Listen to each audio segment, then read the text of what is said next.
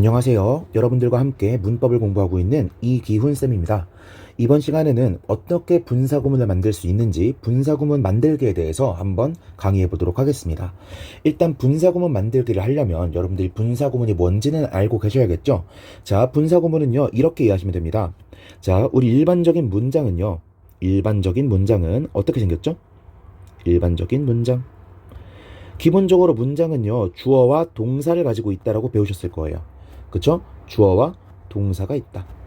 뭐 필요에 따라서 뒤에 목적어가 올 수도 있고 보어가 올 수도 있고 아무것도 안 올 수도 있고 뒤에 부사어 등등이 올 수가 있을 겁니다.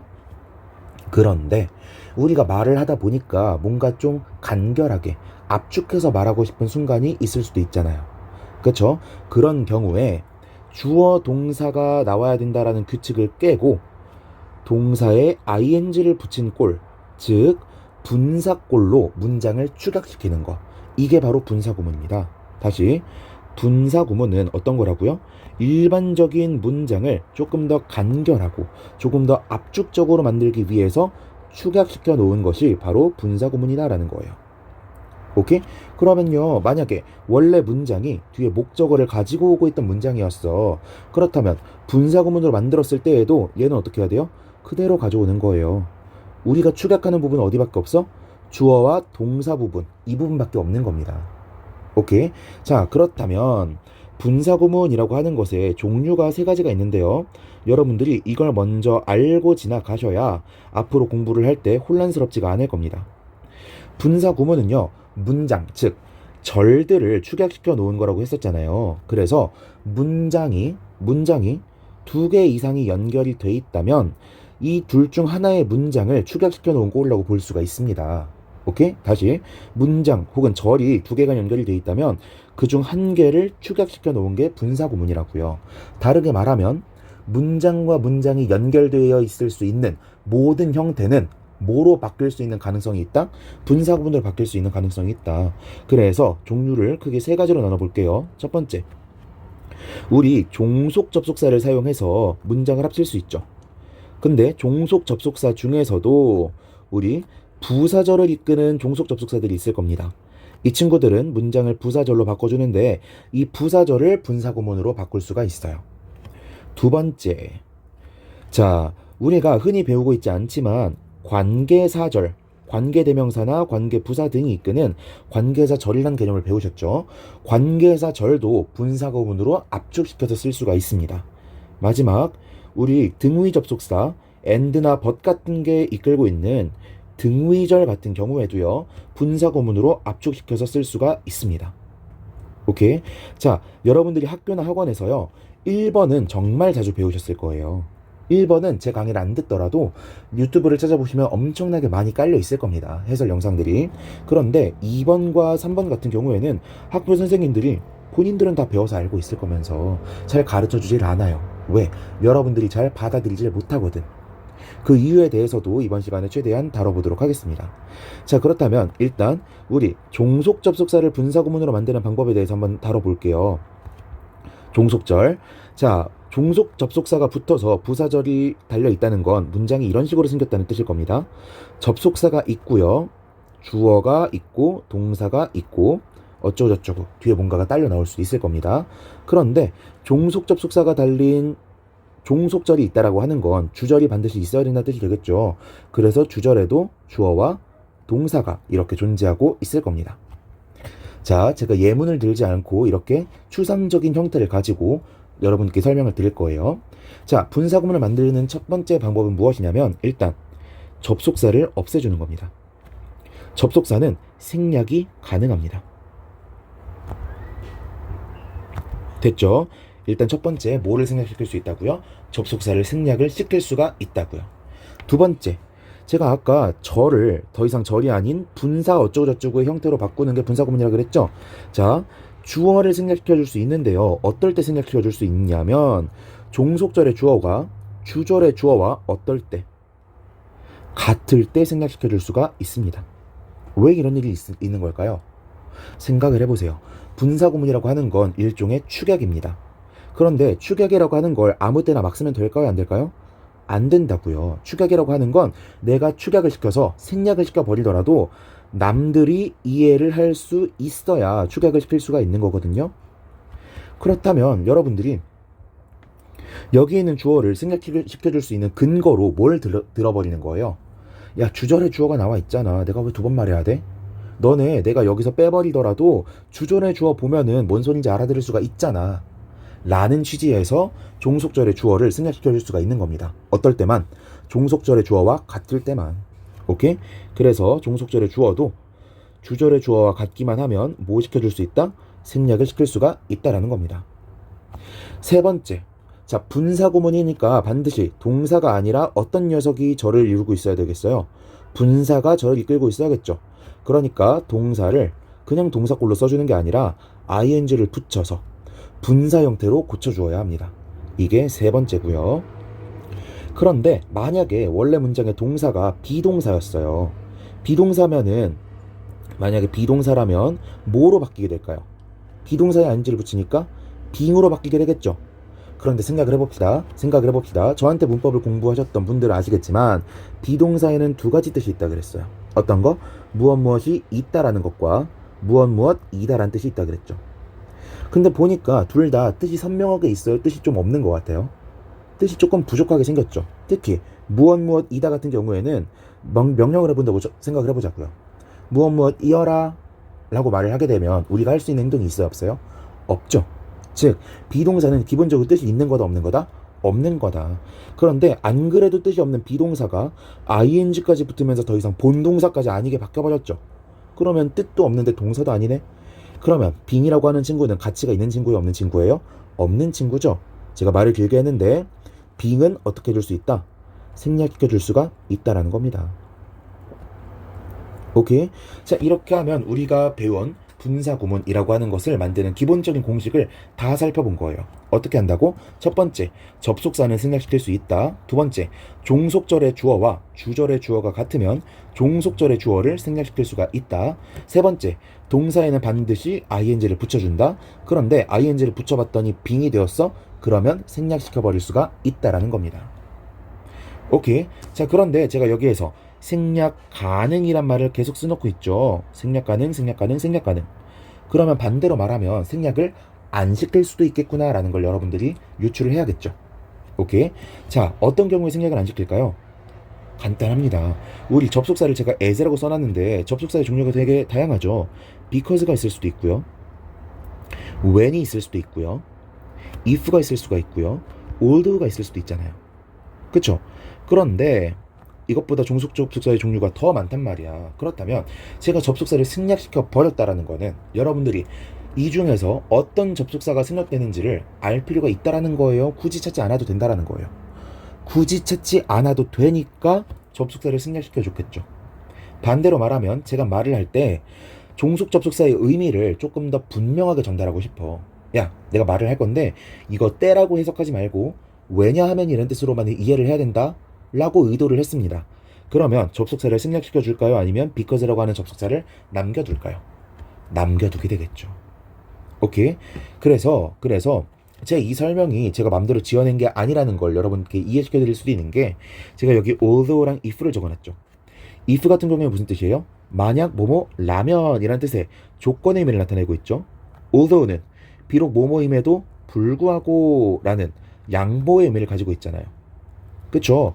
그런데 일반적으로 접속사를 생략을 시켰을 때 라면이라고 하는 의미랑 임에도 불구하고 라는 의미가 딱 머리에 떠오를까요? 안 떠오를까요? 잘 안 떠오르겠죠. 왜? when이니 because니 뭐니 해도 얘네 그냥 전부 다 흔히 말하는 순접의 접속사라고 우리가 기억을 하고 있잖아요. 그쵸? 그래서 뭐뭐일 때 뭐뭐 한다고, 뭐뭐이기 때문에 뭐뭐 한다고, 둘이 그렇게 의미를 구분하지 않더라도 대충 의미가 이해가 된다고. 그런데 뭐뭐임에도 불구하다고 라는 말은 A임에도 불구하고 B, 그러면 A랑 B랑 서로 반대되는 거잖아요. 근데 although를 지워버리면 A이기 때문에 B인지 A임에도 불구하고 B인지 알아들을 수가 있어요, 없어요? 없단 말이에요. if도 마찬가지고. 그래서 although나 if 같은 경우에는 주로 생략시키지 않고 분사구문으로도 잘 사용하지 않고 사용하게 됩니다. 오케이? 즉 접속사는 어떨 때 생략시켜주는 거라고? 굳이 접속사를 생략시켜 주더라도 의미 전달에 있어서 문제가 없을 때, 그럴 때 생략시켜 드리는 거라고요. 오케이. 자, 두 번째. 제가 주어도 생략 가능이라고 적어놨죠? 그런데 조건이 있었습니다. 조건이 뭐였어요? 주절의 주어와 종속절의 주어가 같아야 된다는 조건이 있었잖아요. 그래서 만약에 주절의 주어와 종속절의 주어가 달라. 그러면 종속절의 주어를 생략시켜주면 안 되겠죠? 그러면 주어가 그대로 남아있게 되겠네? 그런 걸 우리는 어려운 말로 독립분사구문이라고 부르게 됩니다. 주절의 주어를 공유하지 않고 자기만의 주어를 독립적으로 가지고 있다라고 해서 독립분사구문이라고 부르고 있는 거예요. 오케이. 자, 빈 같은 경우에는 생략을 시켜주든 안 시켜주든 그건 우리 맘이 되는 거고요. 자, 그렇다면 이제 부사절의 축약은 전부 다 다뤄본 것 같습니다. 그렇다면 이제는 관계사절의 축약을 한번 알아볼게요. 관계사절의 축약은요, 주로 주격 관계대명사가 이끄는 관계사절에서만 일어나게 됩니다. 왜? 주격 관계대명사는 뒤에 주어가 생략되어 있죠? 그러니까 뒤에 바로 뭐가 따라 나올 가능성이 높아요? 주어가 따라 나올 가능성, 아니 동사가 따라 나올 가능성이 높잖아요. 그래서 자, 관계사절의 축약은 어떤 식으로 만드냐? 관계사를 지워줍니다. 그리고 그 다음에 동사는 반드시 뭐를 붙여줘야 된다고? ing를 붙여줘야 된다 그랬죠. 그래서 주격 관계대명사랑 동사를 둘 다 지워버리고 동사에 ing 꼴을 붙여놓으면 이게 관계사절의 축약이 되는 거예요. 오케이. 선생님 근데 저 학교에서요 이렇게 안 배웠어요. 어떻게 배웠냐면요, 분사구문 파트에서 배운 건 아니긴 한데요, 분사구문 파트가 아니라 관계사의 생략 파트에서 뭐라고 배웠냐면 주격 관계대명사 플러스 비동사는 생략이 가능하다고 배웠고요. 그래서 비동사 다음에 ing나 pp가 있었으면 얘네가 살아남는 거라고 배웠어요. 이런 식으로 말씀하시는 분들이 있을 수 있습니다. 틀린 설명 아니에요. 그런데 100% 맞는 설명도 아닙니다. 왜? 우리 흔히 상태동사라고 불리는 친구들 있죠. 상태동사라고 불리는 동사들은요, 일반적인 경우에 진행형, 즉 be 플러스 ing로 쓰이지가 않습니다. 그런데 이런 상태동사들이 분사구문을 형성하고 있는 경우가 많아요. 즉 다르게 말하면 진행형을 만들지 못하는 동사들은요, 그냥 그 동사에 ing 붙여서 축약을 시킬 수밖에 없다라는 겁니다. 오케이? 그러니까 우리 관계사의 생략이라고 주격 관계대명사 플러스 비동사 이렇게 달달달 외우지 마시고, 지금 제가 설명드린 것처럼 주격 관계대명사랑 동사를 생략시켜서 분사구문을 만들 수 있다, 이 정도로만 이해를 하고 지나가시면 좋겠습니다. 오케이. 자, 등위절 같은 경우에는 너무 간단합니다. 주어 동사가 나오고요, 뭐 end나 but이나 이런 게 나올 수 있겠죠. 그리고 주어 동사가 나온다면 어떻게 해주면 되는 거예요? 부사절의 축약이랑 똑같이 등위 접속사를 지워주고요, 접속사도 지워주고요, 동사에다가 ing 붙여주면 끝나는 거죠. 오케이? 간단하죠? 자, 그렇다면 제가 여러분들께 지금 설명드린 게 분사구문을 만드는 모든 방법이라고 말씀을 드릴 수가 있겠습니다. 됐죠? 그런데 제가 분사구문에 만드는 공식을 종속 접속사에 대해서는 되게 자세하게 설명을 했으면서 나머지에 대해서는 되게 간단하게만 설명드리고 넘어갔다는 걸 눈치챌 수가 있을 거예요. 왜일까? 우리 이거 안 배우거든요. 이런 거 만들라고 안 가르칠 거거든요. 그러니까 우리는 이것만 알면 되는 거예요. 오케이. 자, 그렇다면 이제 학습 방법에 대해서 한번 짚어보고 이번 강의를 마치도록 할 건데, 학습 방법에 대해서, 자, 여러분들 위에 보니까 분사구문의 종류가 한 개가 아니라 3가지 이상으로 설명할 수 있다는 걸 보셨을 겁니다. 그쵸? 그런데 우리가 분사구문 파트에서 정말 중요하다고 선생님들이 많이 강조하는 게 뭐냐면 바로 분사구문의 주어, 즉 분사구문의 의미상 주어가 뭔지를 따지라는 거예요. 왜? 분사구문 만들 때 종속절을 생략시켜 주려면 주절의 주어와 같아야 된다라는 규칙이 있었으니까요. 오케이? 그런데 제가 분사구문의 종류는 하나만이 아니라 그랬어요. 관계사절의 축약도 분사구문이라고 부를 수가 있다라고 설명을 드렸습니다. 그쵸? 그러면 이런 경우 어때요? 만약에 주어, 동사, 목적어가 나오고 있었고요, 이 목적어 뒤에 후, 동사 이런 식으로 문장이 이어지고 있었다고 칩시다. 그렇다면 뒤에 관계사절이 나오고 있는데 마침 주격 관계사절이죠. 그렇다면 관계대명사 생략 동사에 ing 붙여버리면 분사구문이 되죠. 오케이? 이 선생이 아까 2번에서 설명했던 거랑 이 구문이랑 똑같다라는 거 파악하실 수가 있겠죠. 그런데 여러분 관계사 공부하실 때 이런 거 배우셨을 겁니다. 관계대명사는 어떻게 만드는 거예요? 앞문장의 명사와 뒷문장의 명사가 겹치면 뒤에 있는 명사를 지워주면서 후로 고쳐주고, 앞문장에 있는 똑같은 명사 뒤로 착 달라붙여주는 거, 붙여주는 거, 이걸 관계사절이라고 배우셨을 겁니다. 즉 이 관계사절 안에 있는 이 후는요 원래 누구랑 똑같은 애였을 거라고, 앞에 나오는 선행사랑 똑같은 애였을 거라고요. 그럼 생각을 해봅시다. 자, 관계사절을 축약시킨 분사구문은요, 관계사절을 축약시킨 분사구문은 의미상 주어가 누굴까요? 1번 주절의 주어다. 2번 앞에 나온 선행사, 즉 이 문장으로 쳤을 때는 주절의 목적어다. 1번이요 2번이에요? 2번이 되겠죠? 오케이? 그렇다면 분사구문이라고 해서 항상 의미상 주어가 주절의 주어와 같을 필요는 없다라는 걸 여러분들께 지금 설명을 드리고 있는 겁니다. 오케이? 그렇다면 우리가 의미상 주어를 딱 주절의 주어일 거라고 박아놓고 학습을 하는 건 적절한 걸까요? 아닐까요? 아니게 되겠죠. 오케이? 그리고 하나 더. 그렇다면 우리가 분사구문을 흔히 부사절로 다시 돌리는 공부를 많이 하는데요. 이거 같은 경우에 분사구문이 부사절에서 시작된 거예요? 관계사절에서 시작된 거예요? 관계사절에서 시작된 거죠. 그러면 얘를 부사절로 고칠 수가 있을까요? 없을까요? 없겠죠. 그렇다면 우리가 모든 분사구문을 부사절로 고치는 연습을 해보는 거 옳은 거예요? 틀린 거예요? 잘못된 거란 걸 알 수가 있겠죠. 자, 이걸 배경지식으로 깔고 제 추천을 들으시는 겁니다.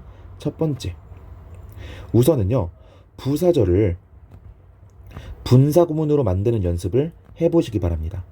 그래야 분사구문이 어떻게 형성되는지 그 원리를 파악하실 수가 있어요. 두 번째, 예문들을 통해서 어떤 부사절이 어떤 분사구문이 될 수 있는지를 보시고 해석을 해보는 연습을 해보시기 바랍니다. 오케이? 단 조건이 있어요.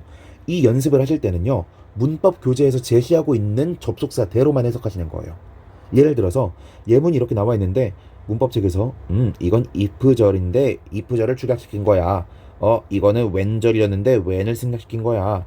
이건 because가 이끌고 있던 절이었는데 because를 생략시킨 거야 라고 하고 있다면 다른 생각하지 마시고 일단은 다시 말씀드렸어요. 일단은 이건 무조건 if가 생략된 문장이야 라고 생각을 하고 무조건 라면이라고 해석을 하시고요. 무조건 때라고 해석하시고요. 무조건 때문에 라고 해석을 하시는 겁니다. 문법을 공부하실 땐 일단 이렇게 하시는 거예요. 세 번째, 그러고 나서 구문 공부를 하실 때 구문 교재에서는요 굳이 if가 생략된 건지 when이 생략된 건지 because가 생략된 건지 althouggh가 생략된 건지 이딴 거 생각하지 마시고 이딴 거 전혀 생각하지 마시고 그냥 해석이 되는 대로 해석하시면 됩니다. 오케이? 저 지금 방법을 3단계로 나눠서 말씀을 드린 거예요. 첫 번째, 문법책에서 흔히 설명하는 방식은 부사절을 분사구문으로 만드는 거 일단 해보시라고요. 일단 해보셔야 돼요. 안 하시면은 분사구문을 만드는 거 자체에 대해서 이해를 못 하신다고요. 이 연습은 꼭 해보셔야 됩니다. 그러고 나서 문법책이나 구문교재로 공부를 하실 때 예문들로 공부를 하시는데 문법책이나 구문책들을 보면은 얘가 뭐의 추락형인지가 다 나와 있다고요. 이거 원래 if였다, 이거 원래 when이었다, 이거 원래 because였다 다 설명을 하고 있을 거니까 여러분들도 거기 장단에 조금 맞춰주시라고요. 그래서 이건 반드시 if로만 해석해봐야지, 이건 반드시 when으로만 해석해봐야지, 이건 반드시 because로만 해석해봐야지, 이렇게 되게 틀에 박힌 사고를 가지고 공부를 해보시는 겁니다. 오케이? 그러고 나서 구문 교재를 다시 한번 복습할 때는 굳이 뭐가 생략되는지 찾아보지 마시고 해석이 되는 대로 해보시라고요. 아니 선생님 어차피 3번처럼 할 거면 왜 2번의 과정을 거쳐야 되죠? 경우의 수라는 게 있잖아요. 우리가 어떨 때 분사구문을 사용하는지 그 경우의 수들을 여러분들이 문법책을 통해서 억지로 주입을 시키는 시간을 가져보자는 겁니다. 오케이? 이럴 땐 if가 더 자연스러울 수 있겠구나. 이럴 땐 when이 더 자연스러울 수 있겠구나. 이런 걸 문법책에 나와 있는 예문들을 그대로 학습하면서 경우의 수를 조금 체화를 시켜놓자고요. 오케이? 그러고 나면요, 여러분들이 구문 교재를 들어갔을 때 얼토당토 않은 해석을 하는 걸 조금 피할 수가 있습니다. 오케이? 제가 분명 위에서 말씀드렸어요. 접속사가 생략이 됐다라고 하는 건 여러분들이 어떤 접속사로 생략을 하더라도 큰 상관이 없을 때 쓰는 거라고 말씀을 드렸습니다. 그런데 이번의 과정을 거쳐야만 그래도 조금 더 자연스러운 방식으로 자연스럽게 해석을 하실 수가 있다고요. 오케이? 그래서 3번의 과정까지 거치고 나시면 우리가 독해 상황을 거쳤을 때는 분사 구문이란 것도 생각하지 마시고 그냥 자연스럽게 되는 대로 해석하시면 되는 거예요. 오케이? 의미상 주어에 너무 구애받지도 마시고 그냥 이렇게 해석 되겠지 하고 자연스럽게 해석을 해나가는 연습을 하셔야 되는 겁니다. 오케이? 반드시 틀에 박힌 사고, 그 다음 자연스러운 해석을 찾아가는 방식, 그 다음 아무런 문법적인 것도 생각하지 않고 그냥 해석하는 거, 이렇게 3단계의 과정을 전부 다 거치셔야 되는 거고요. 문법 문제를 푸실 때는 말이 조금 달라지는데, 문법 문제를 푸실 때는요 또 구분을 하셔야 돼요. 어떻게? 분사 구문이 만약에 문장의 맨 앞에, 즉 문도에 나와 있다, 그러면 의미상 주어를 찾는 연습을 반드시 하셔야 됩니다. 오케이? 그런데 만약에 문장의 중간에 분사 구문이 나와 있거나 문장이 끝난 다음에 분사 구문이 나와 있는 경우, 즉 문중, 문미에 나와 있는 경우에는요, 의미상 주어 찾지 마시고 문맥상 의미상 주어, 즉 주절의 주어와 다를 수도 있다라는 걸 감안하시고 문맥상의 의미상 주어를 찾는 연습을 하셔야 됩니다. 오케이? 제가 아까 말씀 좀 잘못 드렸는데, 주절의 주어와 의미상 주어가 같을 거라고 박아놓고 보는 경우와 문맥상 의미상 주어를 찾아야 되는 경우로 제가 두 개를 나눠 놓은 거예요. 그리고 하나 더. 보통 분사 구문의 경우에는요, ing가 맞게, pp가 맞게 이걸 물어보거나, 혹은 이거 동사 자리게, ing 자리게, 혹은 동사 자리게, pp 자리게 라고 물어보는 경우가 많거든요. 그런데 우리가 분사 구문의 정수인 ing계, pp계 같은 경우에는 풀이 방법이 크게 두 가지라고 보시면 되는 거예요. 첫 번째, 문2에 분사 구문이 나왔을 경우에는 일단 주절의 주어를 확인하고 의미상 주어를 파악해서 ing, pp를 구분하셔야죠. 그런데 문중, 문미의 경우에는 부사절뿐만 아니라 다른 것들의 축약의 가능성이 섞여 있잖아요. 그쵸? 그러니까 그때는 뒤에 목적어가 오는지 안 오는지 같은 것들을 판단하셔가지고 문제를 푸셔야 되는 겁니다. 오케이? 자, 마지막 3번 학습 방법의 경우에는 한번 학습을 하신 분들만 제 말을 이해하셨을 것 같긴 한데, 제가 영상을 굳이 두 개, 세 개 나눠서 찍지 않기 위해서 이렇게 한 번에 합쳐서 설명을 해보았습니다. 자, 이번 시간에 제가 설명드렸던 내용들을 다시 한번 축약해서 빠르게 한번 훑어보면요. 첫 번째, 분사 구문이라고 하는 건 일반적인 절 형태, 주어 동사 형태를 조금 더 간결하고 압축적으로 말하고 싶을 때 사용하는 거다. 그래서 주어 동사가 아니라 그냥 동사에 ing를 붙인 분사꼴을 사용하는 게 분사 구문이라고 볼 수가 있다. 그런데 분사 구문은 우리가 흔히 부사절의 축약이라고 배우긴 하지만 관계사절의 축약, 등의절의 축약 등으로도 볼 수가 있다. 그렇다면 우리가 어떻게 학습을 해야 되는가? 첫 번째, 우리가 가장 많이 배우게 되는 부사절부터 분사구문을 공부해야 된다.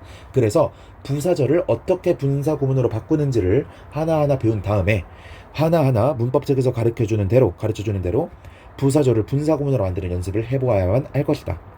그런 연습을 해보고 나면은 문법책의 예문을 통해서 학습을 해야 될 텐데, 이럴 때는 문법책에서 제시하고 있는 접속사 그대로의 뜻을 살려서 해석을 하는 연습을 해보아야만 한다. 세 번째, 구문 교재나 문법 교재에서 이제 예문들을 쭉 모아놓고 볼 때는 굳이 생략된 접속사가 뭔지 생각하지 않고 해석이 되는 대로 해석을 해보는 연습을 해야만 할 것이다. 그러고 나서 독해 상황에 갔을 때는 의미상 주어를 너무 꼼꼼하게 찾으려고 하지 말고 그냥 해석이 되는 대로, 그냥 자연스러운 대로 해석을 해보면 될 것이다. 그런데 문법 문제를 풀 때는 어쩔 수 없이 ing냐 pp냐를 구분을 해야 될 텐데, 이럴 때 어떻게 해야 된다? 기본적으로는 의미상 주어를 찾아서 푸는 게 맞기는 하다.